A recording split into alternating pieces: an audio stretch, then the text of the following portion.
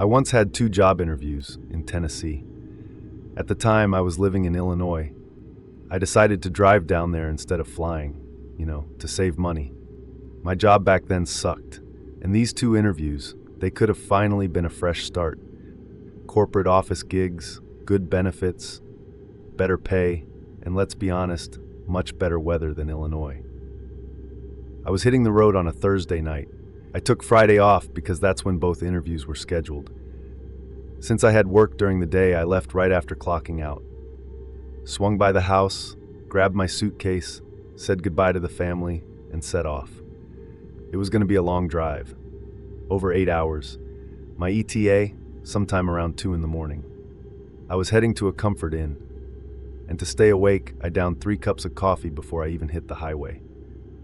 For the first few hours, I was golden. The roads were calm, dark, quiet, but if you're already running on fumes, no amount of coffee can keep you alive behind the wheel. I barely slept the night before, too stressed about the interviews. And after working all day, the last thing I wanted to do was make a 9-hour drive in the dark. It was getting late. I had about 2 hours left. Hardly any cars on the road, just me and the endless stretch of highway. Then I saw him. On the side of the road, a man, wearing a suit, not walking, not moving, just standing there. He was facing my car, directly. As I drove past, his head turned.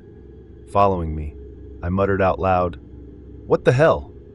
It was bizarre. He didn't look homeless or drunk. He looked clean, like he had just stepped out of an office building.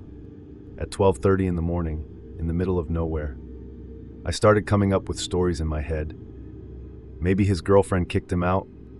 Maybe his car broke down. Maybe he was just trying to walk home. I was doing anything I could to keep my mind awake. But then something happened that truly messed me up. 10 minutes later, I saw another man. Same suit, same posture, same blank stare. Standing on the side of the road, I actually slowed down. My brain thought maybe he needed help. I was seconds away from pulling over, but as I turned my head, he was just gone. Like he vanished into thin air. That's when I floored it. I was losing it, hallucinating, sleep deprived. I had to stop for more coffee. I pulled into the first gas station I found, grabbed another medium cup, took a few sips, sat in my car in the parking lot, and then I saw him again, under a light post. Same man, same suit, same blank stare, facing my car, not moving, just watching. I turned the key and peeled out of there, didn't even look back. At this point, even with more caffeine in my system, I couldn't keep my eyes open, so I pulled off the highway into some random empty parking lot. I reclined the seat and tried to sleep, but the fear that I'd open my eyes and see him standing outside my window, it kept me frozen. Eyes shut tight, heart pounding. Eventually, I must have dozed off, but then something woke me up, a feeling like something wasn't right. I opened my eyes, looked around the car, checked each window, nothing. Then I looked in the rearview mirror, and I swear to God, for a split second, I saw someone in the back seat. A man, in a suit, sitting silently right behind me. I screamed, threw the door open, fell backwards out of the car. I scrambled back, looking through the windows, my heart ready to explode, but the back seat was empty. I told myself, I'm just exhausted, sleep-deprived, stressed. It had to be hallucinations. I climbed back in the car, tried to catch my breath, finished the coffee, and powered through the last stretch of the drive. When I got to the hotel, I collapsed into bed. Didn't even change clothes, just passed out. The next morning, I had my first interview at 11 a.m.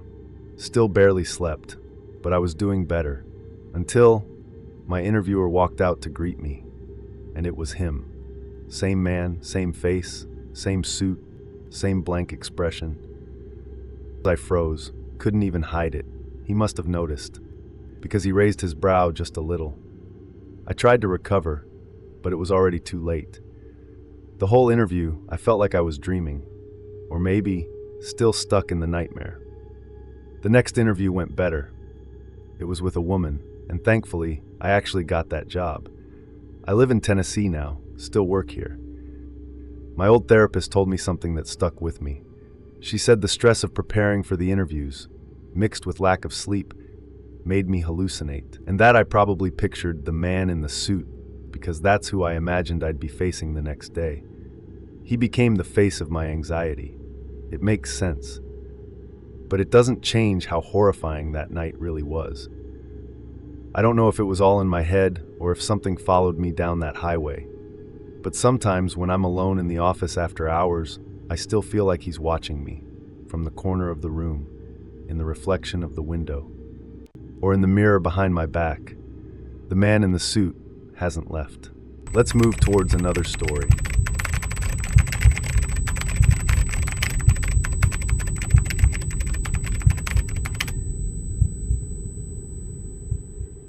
I was driving through Morrow County, Ohio, late one night, just trying to avoid the highway traffic on my way home. It was sometime past midnight. The road was dead, and I mean completely deserted, exactly the way I liked it. I had my favorite podcast playing through the car speakers. Something true crime, because for whatever reason, listening to real-life horror made me feel less alone on nights like this. The road stretched ahead like a vein running through darkness. Thick walls of trees lined both sides. No houses, no streetlights, just the distant hum of tires over cracked pavement. Then I heard it, a ding. I looked down at the dashboard. Low fuel, of course. I sighed, pulled up my phone, and asked Maps for the nearest gas station. One popped up about 10 minutes ahead on the same road. Some generic name I didn't recognize. I shrugged and tapped it. Didn't really have a choice. The road dipped through a forested stretch that looked like it hadn't seen a maintenance crew in decades. Potholes, overgrown branches. About 5 minutes later, the gas station appeared on my right. It looked abandoned at first. Only one flickering overhead light above the pumps. A tiny building with barred windows. No brand name, no signs. Just two ancient gas pumps and one other car. Or rather, a pickup truck. Old, rusted. Its tailgate was bent like it had been backed into a pole at some point. Faded red paint, big tires, an uncomfortably quiet engine. As I pulled up to the second pump, I noticed the man standing beside the truck. He had the nozzle in his tank but wasn't watching it. Instead, he was watching me, just standing there. He didn't smile, didn't nod, didn't look away, just watched me. I tried to act normal, walked inside the shop. It was just as grim on the inside. Buzzing fluorescent lights, empty shelves, the kind of place that felt like it hadn't seen a delivery truck in years. The guy behind the counter didn't say anything either, didn't even look up. I grabbed a bottled coffee, handed him a 20, and walked back out. That pickup was gone. The spot where it had been parked was now empty. I didn't hear him leave, but I didn't really think about it either. I just wanted to finish pumping and get back on the road. I filled up the tank, got in the car, and took off again. The trees swallowed me up immediately. The gas station disappeared behind me. I turned the podcast back on and tried to relax. But then, not even a minute later, I saw something on the side of the road. Parked on the grass, half in the trees, was that same pickup truck. No lights, no driver visible. Just parked. My stomach dropped. Why? Why here? Why so soon after the gas station? I drove past slowly, trying not to make it obvious I was staring. I checked the rearview mirror. No movement, nothing. Maybe he just pulled off to make a call or something. That's what I told myself. Still, I picked up speed. Didn't feel like playing games in the middle of nowhere. 10 minutes passed, then another ding from the dash. This time, low tire pressure. Seriously? The car started to wobble slightly. I rolled down the window and could hear it. That awful rubbery thumping sound. I pulled over, got out, and walked around to check. Rear driver's side. Flat. But I didn't remember hitting anything. Not even a bump. Nothing that would have done this. And that's when it hit me. What if that guy slashed my tire at the gas station? I stood there in the dark, lit only by my own taillights, listening to the woods behind me. It was so quiet I could hear my own breathing, and the distant hum of something else. An engine. Somewhere behind me. But when I turned around and looked down the road, I didn't see any lights. No headlights, no approaching cars, just blackness. But the sound was definitely there. Low, idle, waiting. Then it stopped, just like that, cut off like someone turned a key. A cold chill went through me. I hurried to the trunk, pulled it open, dug around for the emergency flashlight my dad had given me years ago. One of those long, orange rods with the blinking red light at the tip. I flicked it on and aimed it down the road. My heart jumped into my throat. There, just far enough to barely make out the shape, was the pickup truck. Pulled off the road again. Headlights off. Engine silent. It had followed me. It had been waiting. I gasped and backed away from my car, turned, and without thinking, ran into the woods.